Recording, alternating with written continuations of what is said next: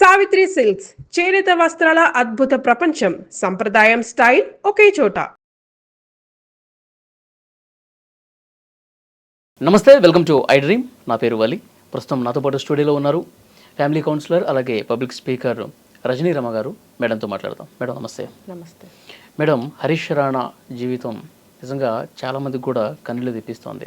ఆసుపత్రిలో చికిత్స పొందుతూ ఉన్నాడు. ఇక ఇతన్ని మేము ఇట్లా చూస్తూ ఇక బతకలేము, ఏదో ఒకటి చేయండి అని చెప్పి సుప్రీంకోర్టుకు వెళ్తే కారుణ్య మరణానికి కోర్టు కూడా అంగీకారం తెలిపింది.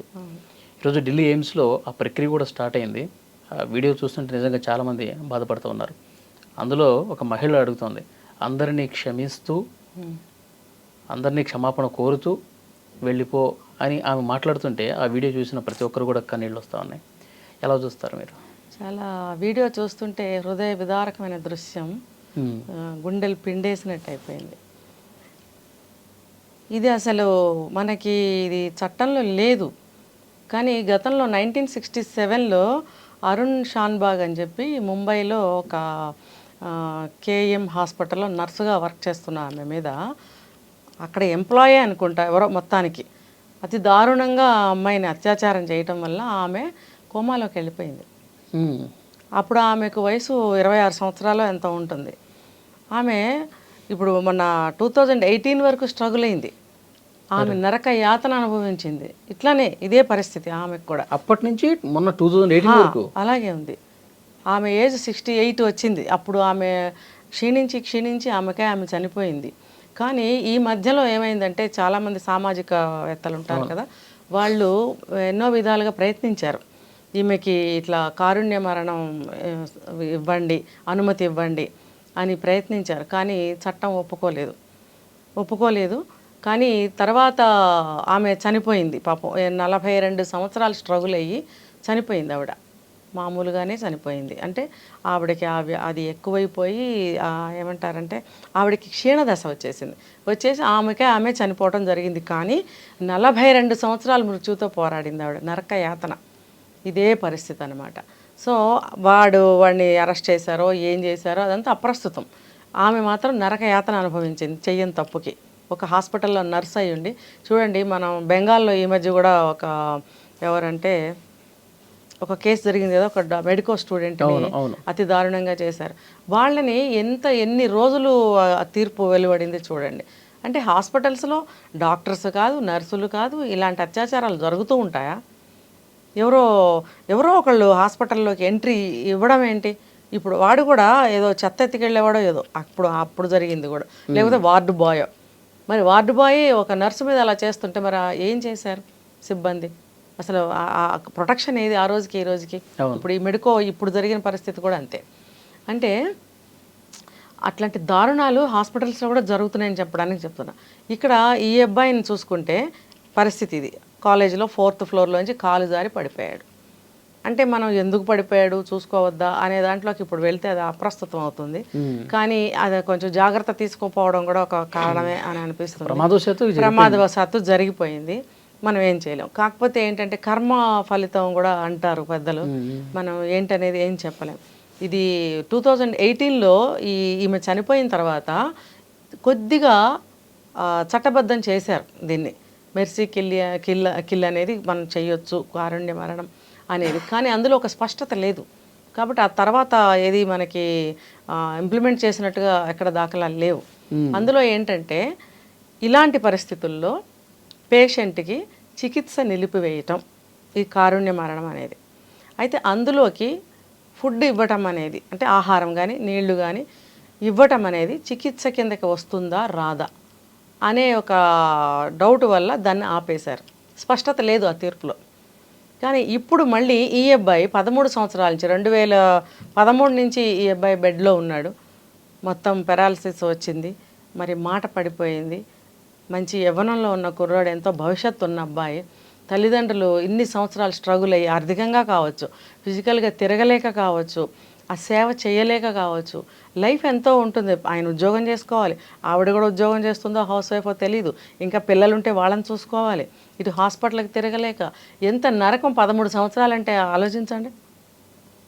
వాళ్ళు ఏం చేశారంటే ఇంకా మేము తిరగలేము, మా వల్ల కావడం లేదు అని కోర్టుని ఆశ్రయించారు. మా అబ్బాయికి ఒక దారి చూపించండి, ఇదే అడిగారు.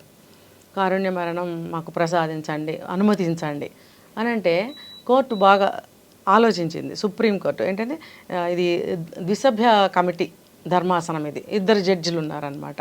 విశ్వనాథన్ అని ఒక ఆయనను ఇంకొక ఆయన, వాళ్ళిద్దరూ కూడా నిర్ణయించారు ఏంటనంటే ఇటువంటివి దేశంలో జరుగుతున్నాయి కాబట్టి మనం ఏదో ఒక రోజుకి ఒక చట్టం అనేది చేయటం అనేది తప్పదు. ఇప్పుడు కాలమాన పరిస్థితుల ప్రకారం ఎన్నో జరుగుతున్నాయి, ఒకప్పుడు లేనివి ఇప్పుడు జరుగుతున్నాయి, ఒకప్పుడు ఉండవి ఇప్పుడు కంటిన్యూ అవుతున్నాయి. మరి అలాంటప్పుడు మనం కొన్ని చట్టాలు కొత్తవి పెట్టుకోవాలి, ఉన్న చట్టాలని కొంచెం మార్చుకోవాలి. లేకపోతే కాలమాన పరిస్థితుల ప్రకారము మనం వాటిని ముందుకు తీసుకెళ్ళలేము జీవితాన్ని.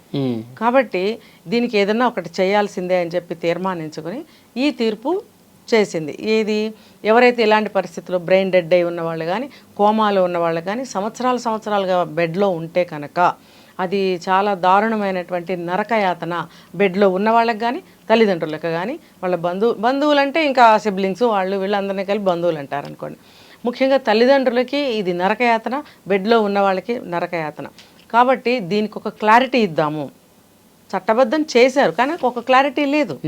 ఆ క్లారిటీని ఇవ్వాలి, ఇస్తుద్ధం చేయాలి, ఒక తీర్పు ఇవ్వాలి అని వాళ్ళిద్దరూ నిర్ణయించుకుని ఏం చేశారంటే ఓకే దీన్ని ఇప్పుడు ఫుడ్డు వాటర్ ఇవ్వటం కూడా చికిత్సలో భాగమే. అప్పుడు డౌట్ ఉండింది 18th వరకు, 2018 వరకు. ఇప్పుడు ఫుడ్డు ఇవ్వటం అనేది కూడా చికిత్సలో భాగమే కదా.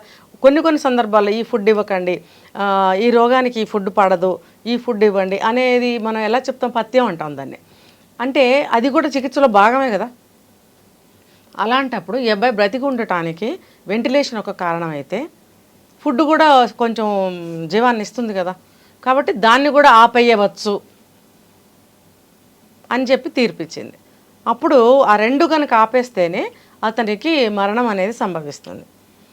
ఇదంతా లేకుండానే పూర్వకాలంలో ఏం చేసేవారు, పెద్దవాళ్ళకి తెలిసిపోయి వాళ్ళే ఫుడ్ తీసుకోవడం ఆపేసేవారు. అప్పట్లో ఈ పెద్ద హాస్పిటల్స్ వెంటిలేషన్స్ ఏం లేవు.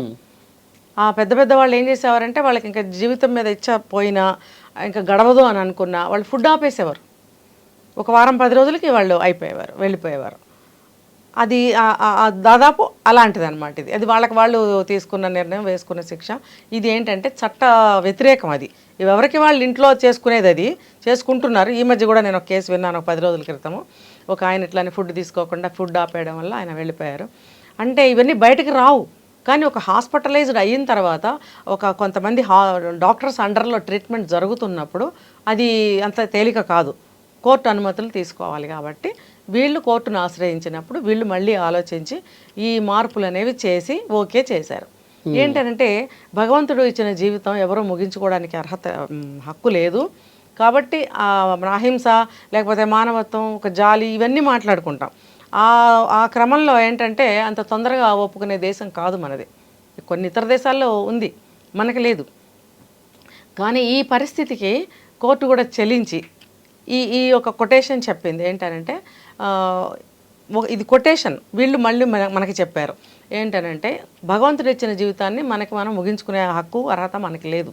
ఇచ్చినంతకాలం జీవించాల్సిందే, దాన్ని సక్రమంగా జీవించాలి. ఎలా జీవించాలి అంటే నేను ఫస్ట్ చెప్పిన పాయింట్, ప్రమాదవశాత్తు కాలు జారిపడ్డాడు కదా, అది 4th ఫ్లోర్. కొంచెం కాషస్గా ఉన్నట్టయితే అటు పక్కకి వెళ్లకుండా ఉంటే బాగుండేది. అదేదో ప్రమాదం సంభవించింది కాబట్టి తెలియకుండా పడిపోయాడు. కానీ వీళ్ళు ఇచ్చిన స్టేట్మెంట్లో అదొక భాగం, అదొక మాట చేర్చి చెప్పారు. అదొక కొటేషన్, అమెరికన్ రైటర్ ఎవరో చెప్పారంట. అయితే అది మనకి మనం తీసుకునేది కాదు ప్రాణం, అందుకని మేము ఒప్పుకోలేదు. కానీ ఇది దృష్టిలో పెట్టుకుని మేము తీర్పు ఇవ్వటం జరిగింది అని. సో ఇవాళ ఇప్పుడు మనకు వచ్చిన అప్డేట్ ఏంటంటే ఆ అబ్బాయికి ట్రీట్మెంట్ స్టార్ట్ చేశారు. ఇది నాకు హృదయ విదారకంగా అనిపించింది. అక్కడ ఉన్న నర్సులు కానీ 6 గ్రూప్ అనమాట, మెడికల్ ట్రీట్మెంట్ ఇస్తున్న 6 ఒక గ్రూప్ ఆ అబ్బాయికి. అందులో ఒక స్త్రీ చెప్తున్నారు ఆ అబ్బాయికి సింధూరం అది చందనం అది పెట్టి మేబీ తులసి తీర్థం లాంటివి ఏమైనా తర్వాత పోస్తారేమో తెలియదు. ఆమెకి ఏం చెప్తుందంటే ఆయనకి దగ్గరకు వచ్చి మేబీ బ్రహ్మ సమాజం వాళ్ళు ఎవరన్నా వచ్చారా అని నాకు అనిపించింది ఆవిడని చూస్తే. ఆవిడేం చెప్తున్నారంటే నవ్వుతూ శాంతంగా టేక్ ఇట్ ఈజీ లాగా నిదానంగా అందరినీ క్షమిస్తూ, తర్వాత అందరినీ క్షమించమని వేడుకుంటూ నిద్రపో బాబు అని చెప్తుంది. అసలు నేను తట్టుకోలేకపోయాను, చాలా అంటే చాలా. ఆవిడ నవ్వుతూ చెప్పాలి కాబట్టి నవ్వుతూ చెప్పారు. నిజంగా నిన్నటి వరకు ఆ అబ్బాయి అసలు మాట్లాడలేకపోయాడు, సౌండ్ లేదు అని అన్నప్పుడు, ఈరోజు ఆవిడ ఆ మాటలు చెప్తున్నప్పుడు అని అన్నాడు అబ్బాయి. చిన్న సౌండ్ వచ్చింది, చిన్న సౌండ్ వస్తుంది. అవును, నాకు నిజంగా అసలు కన్నీళ్ళు ఆగలేదు వల్లి గారు. అంటే ఏంటి, అబ్బాయికి తెలుస్తుందా? తెలుస్తూ తను వెళ్ళిపోతున్నానని ఎట్లా ఫీల్ అవుతున్నాడు? బాధపడుతున్నాడా? విముక్తి దొరుకుతుందని సంతోషపడుతున్నాడా? ఇంకా మరి అది చూస్తున్న తల్లిదండ్రుల పరిస్థితి ఏంటి? ఇది నిజంగా ఎవరికి రాకూడదు. ఏ తల్లిదండ్రులు కూడా కళ్ళెదుటే అస్సలు రాకూడదు. అసలు తల్లిదండ్రులు పిల్లల ముందు వెళ్ళిపోవాలని కోరుకుంటారు. వాళ్ళ ముందే పిల్లలు వెళ్ళిపోతే ఇది ఏ ఏజ్ అయినా కానివ్వండి, 90 ఏళ్ళు వచ్చిన తల్లి 70 ఏళ్ళు వచ్చిన కొడుకు పోయినా తట్టుకోలేదు. ఇంకా ఎంతో భవిష్యత్తు చూడాల్సిన పిల్లలు వెళ్ళిపోతే ఆ తల్లిదండ్రులు వాళ్ళని చూసుకునే బ్రతుకుతూ ఉంటారు. పిల్లలు లేనిదే జీవితానికి అర్థం లేదంటారు. అటువంటి పిల్లలు లేకపోతే వీళ్ళు ఎలా ఉండగలరు? ఇన్నేళ్ళు పెంచి ఎంతో భవిష్యత్తుకి ఎన్నో కలలు కంటూ ఉంటారు. మా అబ్బాయి ఇది అవ్వాలి, అది అవ్వాలి. ఆ అబ్బాయి కూడా చాలా చక్కగా అందంగా ఉన్నాడు, చక్కగా ఇంకొక కొన్ని నెలలైతే డిగ్రీ చేతికి వచ్చేస్తుంది. ఎంత బాగుండేది అబ్బాయి భవిష్యత్తు, ఇలా అయిపోయింది. కాబట్టి ఇప్పుడు ఆ అబ్బాయికి ట్రీట్మెంట్ స్టార్ట్ చేశారు. ఇక్కడ నుంచి వెంటిలేషన్ ఆఫ్ చేశారు, ప్రాణవాయువు ఇవన్నీ ఇప్పటివరకు అందేవన్నీ కూడా తొలగిస్తూ ఉన్నారు. ఫుడ్ ఆపేస్తారు. ఫుడ్ అంటే లిక్విడ్స్ గొట్టంలో పోస్తారు కదా. ఆ అబ్బాయికి పొట్ట ఆపరేషన్ చేసి ఒక పైపు అమర్చారు ఇన్ని సంవత్సరాలుగా, అందులో నుంచే ఫుడ్ వేస్తున్నారు.